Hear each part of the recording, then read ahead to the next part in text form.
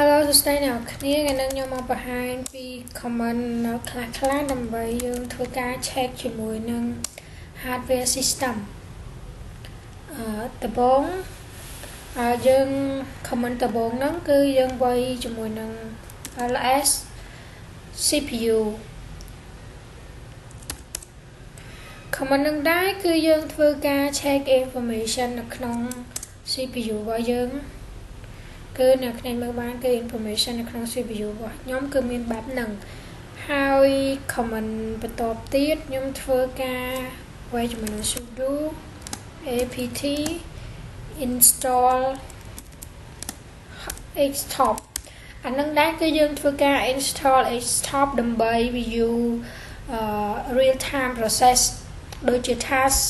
ឬក៏ manager របៀបថាយើងអាចយើងមើលបាននៅក្នុង task ដូចនៅក្នុង window របស់យើង time manager អញ្ចឹងខ្ញុំធ្វើការ install មកខ្ញុំធ្វើការដាក់ password របស់ខ្ញុំ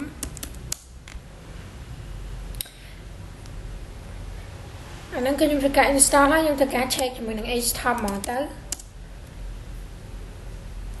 អាហ្នឹងគឺវាដូចគ្នាគឺអ្នកនរគ្នាអាចមើលបានគឺនេះគឺជា process ទាំងមូលនៅក្នុង computer VMware របស់ខ្ញុំណាដែលខ្ញុំបានបង្កើតហើយខ្ញុំធ្វើការ control C មកហើយ command បន្ទាប់ទៀតគឺ free clear SRH ហ្នឹងគឺយើងប្រើដើម្បី check មើល RAM free ហើយសញ្ញាដក SRH គឺយើងដើម្បី check មើល RAM របស់ខ្ញុំគឺ RAM របស់ខ្ញុំមានចំនួនដូចដែលបង្ហាញខាងលើហើយ comment បន្តទៀតគឺ df.sh គឺយើងប្រើដើម្បី check size use available គឺយើងចង់ដឹងថា size ដែលយើងប្រើនឹងអស់ប្រមាណនៅសល់ប្រមាណគឺយើងអាច check ជាមួយនឹង command free.sh នឹងបានហើយ comment បន្តទៀតគឺ lsbk comment នឹងដែរគឺយើងប្រើសម្រាប់ទៅមើល tree structure របស់យើងtree structure របស់ខ្ញុំគឺមានអញ្ចឹងហើយយើងចូលទៅ command បន្តទៀតគឺ IPA គឺដូចអ្នកដឹងហើយ IPA ហ្នឹងគឺយើងប្រើដើម្បី check ជាមួយនឹង IP address របស់ computer មួយហ្នឹងហើយ command បន្តទៀតគឺ PSAUH command ហ្នឹងដែរគឺយើងប្រើសម្រាប់check មើល process boss computer នឹងដូចគ្នាប៉ុន្តែវាស្តៀងនឹង xtop ដែរប៉ុន្តែវាពិបាកមើលហើយញញ៉ៃជាង desktop អញ្ចឹងបើសិនណាអញ្ចឹងអ្នកគ្នាអាចមើលជាមួយនឹង xtop វារៀងស្រួលជាង command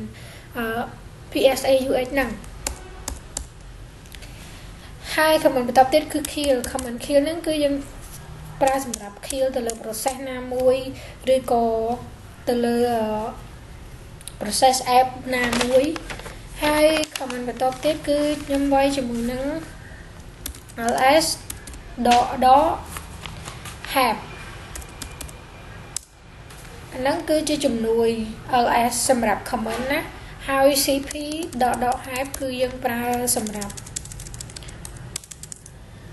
cd .have គឺយើងប្រើសម្រាប់ជំនួយ command របស់ cp ដូចគ្នាហើយបន្តមកទៀតគឺយើងមាន command បន្តគឺ info ls នឹងដែរគឺយើងប្រើសម្រាប់ check មើល documentation នៅក្នុងទម្រង់ជា hypertext គឺវាមានលក្ខណៈបែបហ្នឹងដោយសារនៅក្នុងហ្នឹងគឺខ្ញុំអត់បានបង្កើតអីទេចឹងខ្ញុំធ្វើការ control C មកហើយ command បន្តទៀតគឺ command vm start to command នឹងដែរគឺយើងប្រើសម្រាប់បើកជាមួយនឹង manual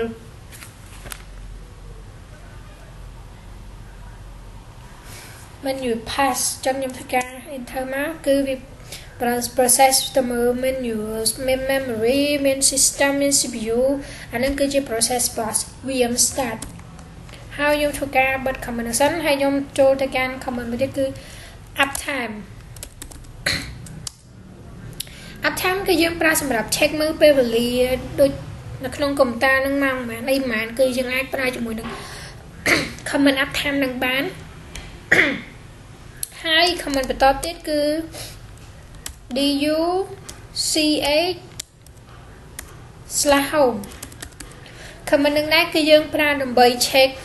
usage file ឬក៏ directory មួយហ្នឹង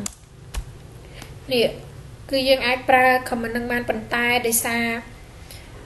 ខ្ញុំអត់ទាន់បានបង្កើតអាហ្នឹងគឺអ្នកគ្នាអាចប្រើនឹងបានហើយ comment ចុងក្រោយគឺជាមួយនឹង comment watch .n to